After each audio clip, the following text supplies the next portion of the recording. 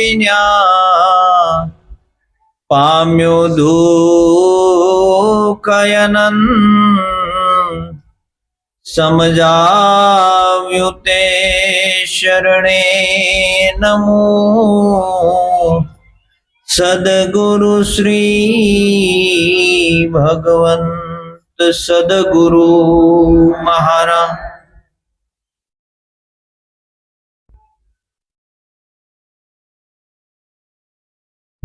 સ્વ નરેશભાઈ ની પ્રથમ નિર્વાણ તિથિ નિમિત્તે ભજન માટે ભજન સત્સંગ કરવા માટે આપણે ભેગા થયા છે। આ જગતની અંદર જે કોઈ આવ્યા છે એને આ પાંચ તત્વના દેહને ધારણ કર્યો છે અને પાંચ તત્વના દેહને છોડી અને હર કોઈને જવું પડે છે। કોઈ અહીંયા દેહથી અમર નથી। દેહ કોઈનો પણ રામ કૃષ્ણ રામાપીર સહજાનંદ કોઈનો પણ રહ્યો નથી અને કોઈનો રહેવાનો પણ નથી। તો આ સંતો અમર થયા તો કેવી રીતે થયા છે? રામ અમર છે, કૃષ્ણ અમર છે, આ બધા અમર છે તો કઈ રીતે છે? આપણે દેહથી જોવા જશું તો કોઈ અમર છે નહીં, પણ કોઈ પણની વિદાય થાય ને ત્યારે આપણને ઘડીક વૈરાગ આવે। એને કેવો વૈરાગ કહેવાય? શમશાણીયો વૈરાગ કહેવાય। આમ ઘડીક એમ થાય કે ઓહો હવે જીવનમાં કાંઈ નથી, એવા માથા પછાડીએ આપણે તો આપણને એમ થાય કે આની હારે આ હોતન વૈયા જાય। પણ પછી 2-5 દિવસ કે 15 દિવસ, મહિનો, 2 મહિના, 6 મહિના જાય એટલે બધું ભૂલારે પડી જાય। જેને જેને આ જ્ઞાન થયું ને એને મૃત્યુને હર હંમેશ યાદ રાખ્યું। અને મૃત્યુ જો યાદ રહેશે ને તો કોઈ ખોટું કામ થશે નહીં। એક સંત બેઠા છે અને સંતની પાસે આવી અને એક ભાઈએ કીધું કે તમે અહીંયા સત્સંગ કરો છો, બહારથી તો બહુ નિર્મળ અને નિખાલસ છો, તમારો સ્વભાવ દયાવાન છો, બહારથી કોઈ તમારી અંદર વિષય વાસનાઓ મને દેખાતી નથી। તમે કે જેવા બહારથી દેખાવ છો એવા જ પાછા અંદરથી છો? આવો પ્રશ્ન કર્યો ઓલાએ। એટલે પેલા સંત હતા, એ વિવેકી પુરુષ હતા, એ કે આને એમ કશ કે હા છું તો એ માનવા તૈયાર નહીં થાય। એટલે એ સંતે કાંઈ કીધું નહીં। એને કીધું હવે એ વાત તો પછી આપણે ગમે ત્યારે કે આ વાત ઉપર આપણે ચર્ચા કરશું, પણ હાલ તું મારી પાસે આવ્યો છો ને તો મને જોતા એવું લાગે છે 7 દિવસની અંદર તારું મૃત્યુ છે। બોલો ભાઈ પ્રશ્ન બધું ભૂલી ગયો। 7 દિવસમાં મૃત્યુ છે કે હા? હવે તું બેસી કે અરે બાપજી હવે બેસવું નથી। નીકળે ને પોતે ઘરે જાય છે। ઘરે કોઈની હારે બોલવું નહીં, ચાલવું નહીં, કાંઈ નહીં, કોઈની હારે કોઈ વ્યવહાર કરે નહીં, કોઈના વિશે ખરાબ વિચારે નહીં, સતત એ જ વિચારે કે હું 7 દિવસનો અહીંયા મહેમાન છું, મારે હું કાંઈ ભેગું કરીને શું કરવાનું? કોઈની હારે વેર કરીને મારે શું કરવાનું? 7 દિવસમાં મારે જવાનું છે। આવું અંતરથી પોતાને હાવ શુદ્ધ અને નિર્મળ થઈ ગયો। 7 દિવસ પૂરા થવા આવ્યા। 7મો દિવસ હતો ને પોતે પથારી વશ થઈ ગયેલો, કારણ કે મનમાં પેલો વેમ કરી ગયેલો કે 7 દિવસમાં મૃત્યુ છે। 7 દિવસ પૂરા થયા ને પથારી વશ છે। ઘરના બધા સભ્યને કહી દીધું કે આજે મારે જવાનું છે।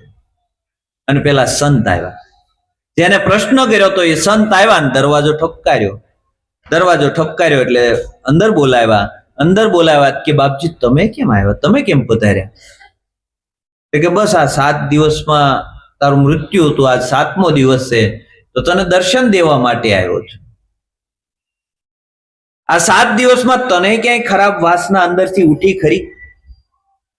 તને અંદરથી કાંઈ કોઈની લઈ લેવાની કે કાંઈ પણ ભાવના અંદરથી ઉઠી ખરી કે નહીં? આ 7 દિવસમાં તે કોઈનું કાંઈ ખરાબ કર્યું?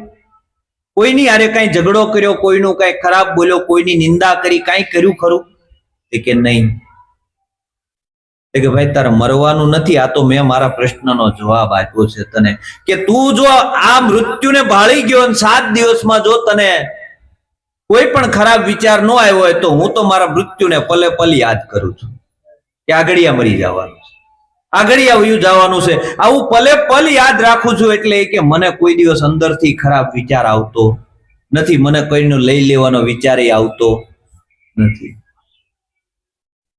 આગળ વાત થઈ કે મને મારા ભાઈએ જગાડ્યો, જીવન જોયું હોય એનું કે કેવું એનું જીવન હતું, અને એ શરીર જ્યારે છૂટે છે, એ શરીર છૂટે છે અને એ જે પીડા છે, એ પીડા જ્યારે એ યાતનાઓ આપણે જોઈએ છીએ ત્યારે આપણું જીવન પણ જાગવું જોઈએ, આપણને પણ થવું જોઈએ કે આ પીડા મને થાય છે, કારણ કે એવી પીડા આપણે ભોગવીને આવ્યા છીએ અને છતાં આપણે ભૂલી જાય કે નથી ભૂલી જતા, યાદ રહે છે. અને એવી જ્યારે પીડા આવે ત્યારે એમ કે હે મહારાજ હવે છોડાય, હવે છોડાય, હવે છોડાય, એવી આપણે અંદરથી પ્રાર્થના કરીએ. પણ એવી પીડા આવે એ પેલા દેહ છોડી દઈએ ને. સંતોએ પીડા આવી ને એ પેલા દેહને છોડી દીધો. દેહ છતાં જેની વૃત્તિ છે દેહાતીત, એવા જ્ઞાનીઓને વંદન હો અગણિત. દેહ હોવા છતાં એની વૃત્તિ દેહાતીત હોય, બધું જોયા કરે. ગમે એટલી પીડા હોય તો એની સુરતા પરમાત્મામાં લાગી. ક્યાં લાગી? સુરતા પરમાત્મામાં લાગી. અને પરમાત્મામાં લાગે ને તો ભજન થાય, બાકી નકર આની અંદર જો સુરતા લાગી ગઈ ને તો પીડા થાય, બીજું કાંઈ ન થાય. સદગુરુએ આપણને નિર્મળ દ્રષ્ટિ આપી છે, અને આ દ્રષ્ટિથી હવે આપણે દર્શન કરવાનું છે. જો દર્શન થાય તો સંતોએ વાણી દ્વારા ખૂબ દ્રષ્ટિની વાત કરી કે ભાઈ દ્રષ્ટિ સદગુરુ આપે. કેવી આપે? મન તું અંતરની આંખ ઉઘાડ, વાલો નથી વેગળો. મન તું અંતરની આંખ ઉઘાડ, વાલો રે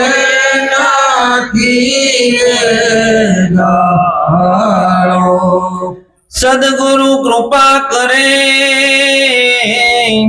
અને આપે નિર્મળ નેણ, એ નેણે હરી દિશે મન તું માને જો સંતો ના વેણ, વાલો નથી વેગળો. મન તું માને જો સંતો ના વેણ, વાલો રે નથી વેગળો. મન તું અંતરની આંખ ઉઘાડ, વાલો નથી વેગળો. મન તું અંતરની આંખ ઉઘાડ, વાલો નથી વેગળો. હું કીધું સંતોએ વાણીમાં? મન તું અંતરની આંખ ઉઘાડ, વાલો વેગળો નથી. પણ અંતરની આંખ ઉઘડે તો આ બહારની આંખ તો બધાની ઉઘડેલી છે ને બધાની ઉઘડે છે, કાયમ ઉઘડે. ડેઈલી સવારમાં આપણે જાગીએ એટલે આ આંખ ખુલે છે, પણ એ આંખ ખુલવાથી આપણું કામ થવાનું નથી. અંતરની આંખ ખુલશે તો પરમાત્માનું દર્શન થશે. આ બહારની આંખ છે એ તો ચામડાની આંખ છે, ને ચામડાની આંખથી ચામડું દેખાય. પણ જો અંતરની આંખ ખુલશે ને તો પરમાત્મા દેખાય. એ અંતરની આંખ કેવી છે? એ દિવ્ય ચક્ષુ કેવા છે? જેવી રીતે શંકર ભગવાનને ત્રીજું નેત્ર હતું ને એવું ત્રીજું નેત્ર છે, આ જ્ઞાન ચક્ષુ છે. અને એ જો જ્ઞાન ચક્ષુ મળે ને તો પરમાત્માનું દર્શન નકર થાય નહીં. પણ ક્યારે આ જ્ઞાન ચક્ષુ મળે? કે સદગુરુ કૃપા કરે. બાકી કરોડો જન્મ આપણે ગમે એટલી સાધનાઓ કરીએ, ગમે એટલા હોમ કરીએ, ગમે એટલા હવન કરીએ, ગમે તે કરીએ, પૂજા પાઠ કરીએ, રાત દિવસ એક કરી નાખીએ તો એ અંતરની આંખ ન ખુલે. પણ સદગુરુ જો કૃપા કરે ને જો આપે નિર્મળ નૈણ, નિર્મળ નૈણો અમૃત વેણો આપી સંત સુજાણ, એવા નિર્મળ નૈણ આપે, જ્ઞાન ચક્ષુ આપે, પિત્તરની આંખ આપે. અને પિત્તરની આંખ આપે ને તો એ આંખે હરિના દર્શન થાય. પણ ક્યારે? મન તું જાણે સંતોના વેણ. જો મન તું સંતોના શબ્દને ધારણ કરે ને તો, નકર આ દ્રષ્ટિ મળે નહીં. આપણી અંદર જેવું છે આપણને નથી દેખાતું, એની પાછળનું કારણ છે કે આપણે સદગુરુની દ્રષ્ટિને ધારણ કરી નથી. હજી આપણે આપણી આંખથી જ જોઈએ છે. સદગુરુની આંખથી તો ક્યારેક જોઈએ આપણે. સદગુરુએ કઈ દ્રષ્ટિ આપી આપણે? સદગુરુએ જે દ્રષ્ટિ આપી ને એ દ્રષ્ટિ જો ધારણ થઈ જાય ને તો ઘાટ બાદ થઈ જાય, ઘાટ રે નહીં. આ આપણે ઘાટની દ્રષ્ટિ છે, ઘાટની દ્રષ્ટિ છે એટલે ઘાટ જોવે છે, પણ અઘાટે દ્રષ્ટિ જાતી નથી. અઘાટે નથી જાતી એનું કારણ છે કે આપણે જન્મો જન્માંતરથી આ ઘાટના એવાયા જ થયા છે. બધા ઘાટ જ દેખાય છે, કોઈ સૂક્ષ્મ ને કોઈ વૈરાટ ને પેરે પેરે જોયું કથી પરમાત્મા સિવાય બીજું કોઈ નથી. બરોબર છે, પણ આ દ્રષ્ટિ નથી આવતી એનું કારણ આપણને એમ થાય કે આ દ્રષ્ટિથી પરમાત્માનું દર્શન થાય. જો આ દ્રષ્ટિથી થતું હોય પરમાત્માનું દર્શન તો આ જગતની અંદર ઘણા સુરદાસ ભક્તો થઈ ગયા. એ સુરદાસ ભક્તો થઈ ગયા, એ બધાએ પરમાત્માનું દર્શન કર્યું. તેણે કઈ રીતે કર્યું છે? જો આ આંખથી જ પરમાત્મા દેખાતો હોય તો એ સુરદાસ ને તો કોઈને આંખ હોતી નથી. એને કઈ ભીતરની આંખ મળી, અને ભીતરની આંખ જો મળે ને તો કામ થાય. આપણે બહારની દ્રષ્ટિથી જોઈએ છીએ ને એટલે આપણને ગુણ અને અવગુણ ને એવું બધું દેખાય છે. આ ગુણ અને અવગુણે આપણું જીવન રોકાઈ જાય છે.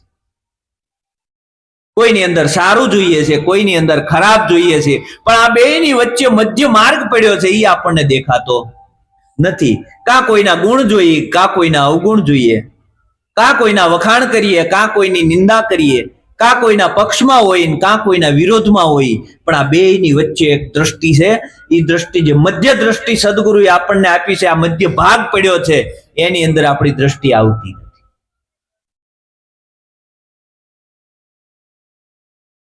આ દ્રષ્ટિ જ્યારે મળે ને ત્યારે સંતોએ આ પરમાત્માનું દર્શન કર્યું. સ્થાવર જંગમ સબર ભર્યો અણુ અણુમાં, આપ વિના બીજો હરી નથી. આપે આપમાં છો રે વ્યાપ, વાલો નથી વેગળો. આપ આપમાં સો